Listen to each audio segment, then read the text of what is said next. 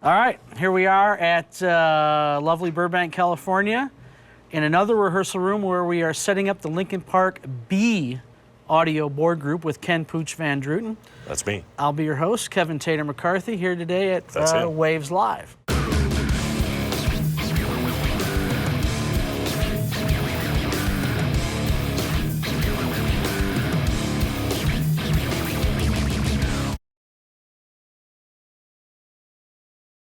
Before we get into the plugins, I'd like to say I think once again we're using the MGBs to listen to the audio. That's right. Playback. The Did You Good MGBs are in this rack over here. We're listening to rehearsals that were recorded across the way, and we're using virtual playback to listen to some stuff today. Maybe we'll start off with something I'm familiar with because I use Waves most extensively on the outputs. Are you using anything on the PA? On my master bus, just like when we were talking about your stuff, I am using the Vitamin these days. You know, I started with a preset just like you did, paged through some different presets, found one that I kind of liked, and then said, okay, I'm gonna do a little bit of adjustments and tailor to our needs. So my mix bus, the insert of my mix bus is a Vitamin and an L2. Traditionally, I've used L2. It's really nice, but if you can see that I don't dig into it very hard. It's just tickling the tops of things. Let's listen to that. That's with the plugins in. If you take these out, holy cow. You know what I'm saying? It's like, you know, there's a great sounding stuff already, in my opinion, humble opinion. But as soon as you put these back in, then it's, you know, it's a whole other world. It just gives spatialness and kind of in-your-face thing that, you know, especially this new plugin, this Vitamin. You know, you pop this sucker out of here, and it's just like, wow, how did I ever get my mixes without that thing? You know, it's pretty unbelievable. So I'm really enjoying that. So that's all you have on your left and right? That's all I have on my left and right. All right, so as we were scrolling down to see what was on the master bus, I kind of saw an old club trick, I think, in there on those racks. You did. You caught me. You busted me. Yeah, busted. Okay. I'm old, and so I use old club tricks. Yeah, old tricks. So maybe you could explain a little. That's kind of a cheap and cheerful way to get a big guitar sound, right? Yeah, it is. I'm using H delay, and basically what I'm doing is using it on both sides of a group, and one of the sides has a very short 32 milliseconds worth of delay, and with no feedback, and it causes this phasing kind of thing that makes your guitars really huge. And, you know, Linkin Park has, the way their guitar amps work is one guitar amp stays on all the time and the second one kind of turns on and off to make big guitar anyway. So there's already this, you know, on and off thing that happens with the big guitar. But if you feed the big guitar, the one that turns on and off, into this, which spreads out this guitar and kind of makes comb filtering and all kinds of stuff, it really does amazing things. I mean, if we just take a listen here to only the guitar. So this, I'm gonna turn off this part so that you're only hearing, now you're hearing just the amp by itself. And then whenever you need or want a bigger amp, you turn that on and it widens out, you know, the whole thing. It's pretty amazing.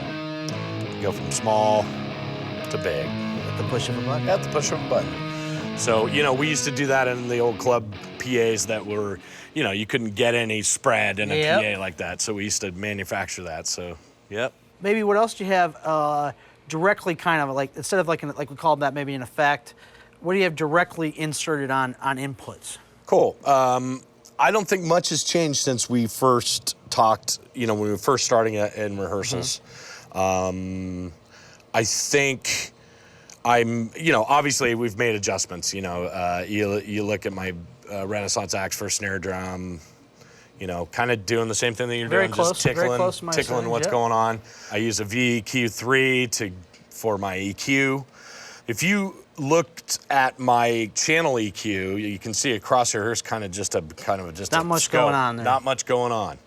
I'm using mostly Waves plugins to make all of this happen. So anyway, you know, drums are that way. My vocal chain is the same that we talked about before, you know, max volume with a C6 on it. Yep. Of course. And what is this max volume plugin? What is it going to do? I'm not familiar with this one. Oh, really? Max volume is awesome. It's an expander and a compressor, and does some amazing things to vocals. So when you have a singer that's singing very softly or does great mic technique, this kind of keeps him more in the pocket, so it expands when he's singing softly, and when he's really screaming, you know, we have a vocalist he goes from singing low notes to really nailing it.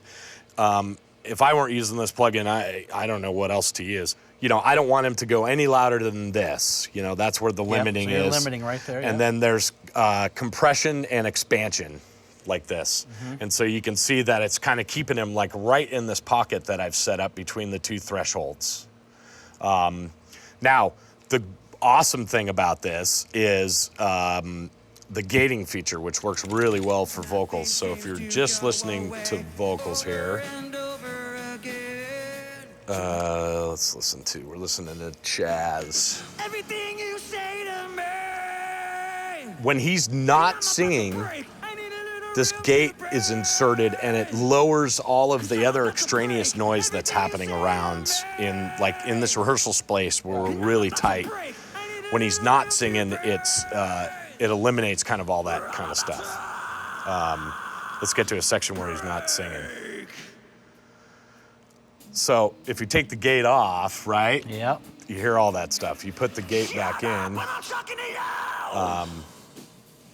And you peak stop him right there, and that's it. Yeah, okay. So it's just an amazing plugin. It does great things for the vocal. So that's max volume. Using C6. A must. A must. It's how I do his EQ, his compression. Everything you say to me. You can see that I'm not afraid to get into it pretty hard. Can't with him. You gotta bury it. Yep. C6 works really well for him. Keeps him all in line. His sibilants, you can see it shapes his sibilants. Yeah, it's an amazing plugin. I was trying to think one other thing that I could show you. On one of the other songs, I needed something that made distortion. And I tried some of those guitar stomp things, and some of them were okay, but it didn't really give me the vocal distortion that I was looking for. This thing, Red 17, is a mic pre. It's not intended to be a distortion maker. It came as a joint venture with the Abbey Road Studios. And so it's a really, really nice sounding mic pre. I'm sure it but is, because it's a piece of software, I'm like, I'm gonna make a make a distortion unit out of it. So I brought it up. There's an analog knob and a drive knob. Most people just tweak that a little bit to give a little crunch to their vocal or whatever. I cranked mine all the way to the top, and it's an amazing sounding. It sounds like an analog mic pre that you're hitting really hard. And that's the effect you're looking for. I see this low air here. Yeah. Now that's something us monitor guys don't like, and we'll probably call you and tell you to turn that off. Yeah, right. Low air, originally it was designed as a post-production thing for making like rumbles in movies. That's what it was designed for. Of course, again, we in the live world have taken it and said, no, it's a great, here's the tool to make a kick drum sound amazing. It's really great because you can mix between the actual real signal of itself and also the manufactured frequencies of it. And it's really smooth, and it makes some stuff like way down into 40, 30 hertz, Yeah, we love that. As a monitor guy, you hate all that stuff. But if you're listening to just the kick drum, and we mute that input that has the low air on it, you can really hear. The kick drum is still a pretty good sounding kick drum, but it doesn't have that in it. It doesn't have that real, nice low end oomph. If you listen to it by itself, what I'm doing with the kick drum on that particular channel, if you don't have some things that make real low end, like a good listening tool, you won't be able to hear this. But by itself, if you have some good speakers or whatever, you'll kind of hear what that's doing. You add the other 2 channels of kick drum into it, and there's the full kick drum Right, along especially with the way you use yeah. those 3 microphones, yeah. Yeah, exactly. So, yeah, that's low air. Hey, it's Ken Pooch Van Druten here with you, and along with Kevin Tater McCarthy. We're the audio team for Linkin Park. Tater mixes monitors. We've been in rehearsals now for about 2 weeks for this upcoming tour. So we've had an opportunity to kind of dial in the band and get things going using a bunch of the Waves and DigiGrid products. So what we thought we would do is just kind of take you through a little bit now that Tater has set up some ear mixes and some stuff and kind of show you how we are using Waves products. I think Tater, you know, let's start with what you've got going on here. How many ear mixes do you have happening? 8 stereo ear mixes. 8 stereo ear mixes, and there's also a band member that is on wedges as well. Correct. Right? I have 8 more wedge mixes and a seat shaker, so right. 9 amplified outputs that way. Got it. What are you using as far as Waves products go? You know, like maybe on your outputs, or let's talk about outputs first, and then we'll talk about some of your inputs. Well, I think when we started this, I was only using the SSL compressor, the C4, and the L2. I've added the Vitamin on there since we've started, and that's basically my chain that I insert on the output of my ears. So you've got, in every ear mix here, you've got... Everyone's the same. SSL, C4, yeah. L2, and Vitamin. And do you change the parameters on those, or are they pretty much the same for every mix? I have a starting parameter, and then they're adjusted per mix. It varies very little, though. Varies very little. Got it. Varies very little. I have a starting point that I know is kind of generic, and then I'll tailor it to each guy, but it doesn't change much. Gotcha. One of the new plugins that Waves has that both of us are using now, and we're both really excited about, is the Vitamin. Open up one of these Vitamin ones and show us kind of what the settings that you've got going on. They always say in the literature, you know, hey, the Vitamin does this or it does that. How does it help you to achieve what you're doing? Well, what I did was I started with, I think they had a preset, and I can't remember which one I started with. And then I started with the 0 preset after that. I listened to each of the presets they had to see what it was doing. And right. They seemed to have like an extreme one and a mild one, and I kind of saw what it was doing because I never used this before. So I used that as a parameter of what to judge it by, because I knew the different sounds from their presets. And then I started to make my own, and that's what I came up with.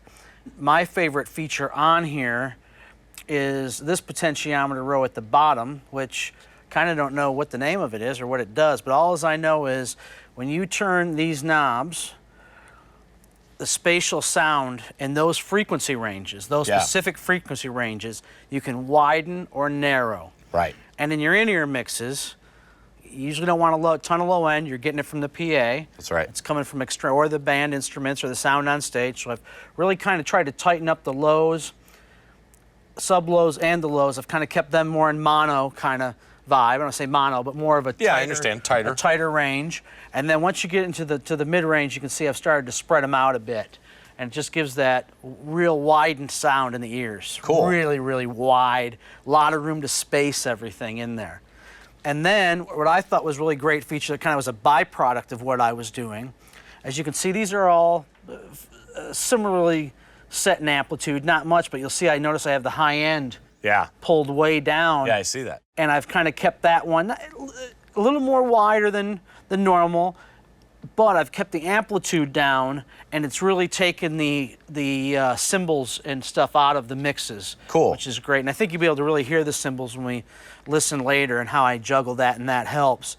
And then that was really all I did with it to set my preset. And it was great listening because all I do is I listen to each one as a whole, and then I'll bypass each the ranges and have another listen to fine tune, and then I'm set. And I got to tell you, that whole process took, not long, 5 or 6 minutes, right, to get a main sound.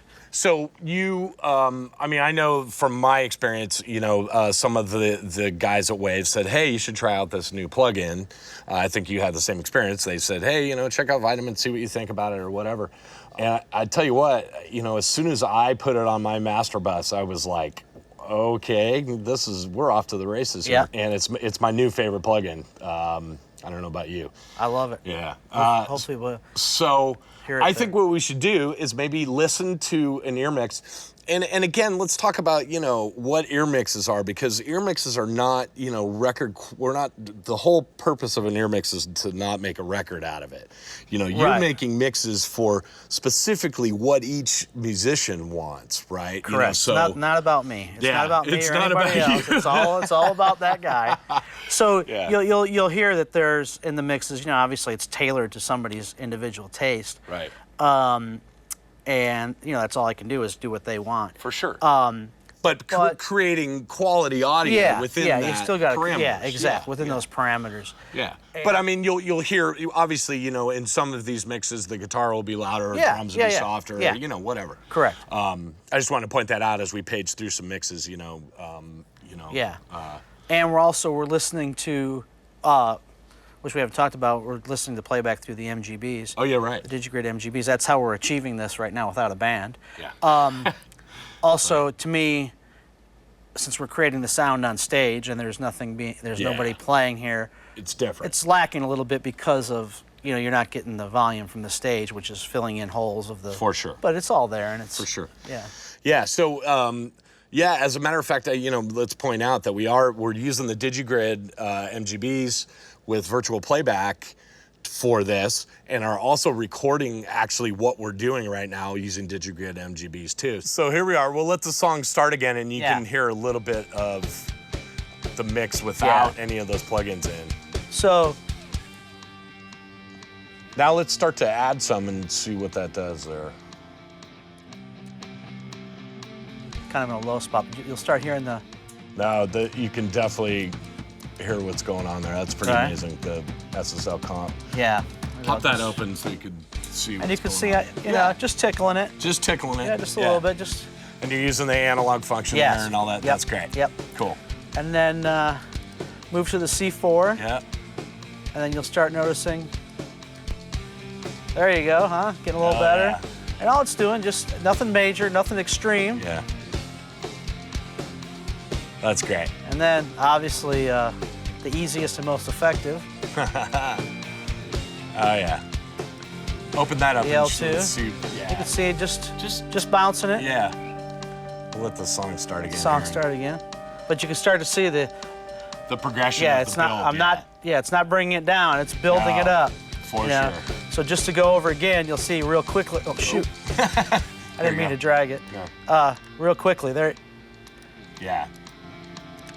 You know what I mean? There's the. It just it brings the whole Yeah, mix, right- you know, right in your face. Right and, in your you face. know, And I'm not doing much to it. It's just all real Yeah. gradual stuff. And then, so this was my old Yeah. chain of plugins right here, which I always use, had great success with, Right. until the Vitamin came out. And now just listen here when I click this in. It's maybe a little more difficult with one ear in, but Yeah. hopefully on there they'll tell. And it just. Hell yeah. Just makes the whole thing, you know, go wide and Yeah. big and yeah. Yeah. That's amazing. So it's just, you know. It's like his voice is just Yeah. right in your right, ear. right in there. Yeah. Really cool.